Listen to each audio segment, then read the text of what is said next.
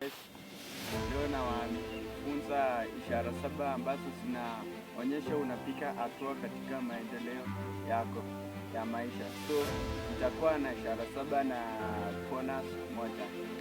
So ya kwanza, utaona unapoteza marafiki wengi na unawapata marafiki wachache wanaojali kitu ambacho unafanya. Na nambari ya pili, utaanza kupata ushindani wa kimya kimya katika au marafiki wachache ambao uko naye, na itafikia kiwango cha au marafiki wanaangalia kama wako na wivu katika mafanikio yako. Nambari ya tatu, utakuwa na mtu wa kujali muda unaokuzalisha matokeo yako, au utaanza au utaumishwa na muda ambao hautakuzalisha kitu ambacho inaletea mafanikio yako. Ingine, nambari ya nne, utapata fursa zenye kushinda zamani na waleo zinapatikana kwa urahisi. So kama kuna kitu yenye ilikuwa imeshinda in the previous day au in the past, utaanza kupata kwa mafanikio yako, unapata kwa kirahisi bila kujali awali mambo ilivyokuwa.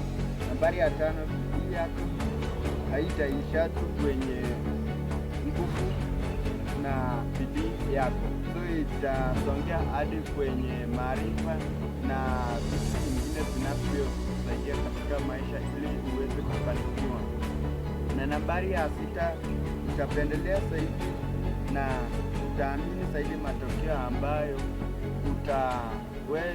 kwa maamuzi yako umejitolea kuamua, na hautajali maamuzi ya watu wengine vile wanasema katika mafanikio yako. Na ya saba au ya mwisho ni hautajali sana maoni ya watu kuhusu mafanikio au matokeo yako bila au mipango yako, ila utajali maendeleo yako kimwenyewe. Na iliyokuahidi kuwa bonus ni utaanza kupata watu wapya ambao watataka kufundishwa na wewe na sio mtu mwingine, na hao watu hawapataka huko mwanzoni ufunzwe na wapate za hiyo watakuwa wanataka wafunzwe na wewe.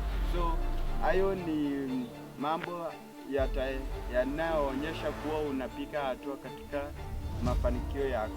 So ili tuendeleshe kujielimisha na kujibea maarifa, subscribe to my YouTube channel na like the notification bell, na thanks guys. God bless you.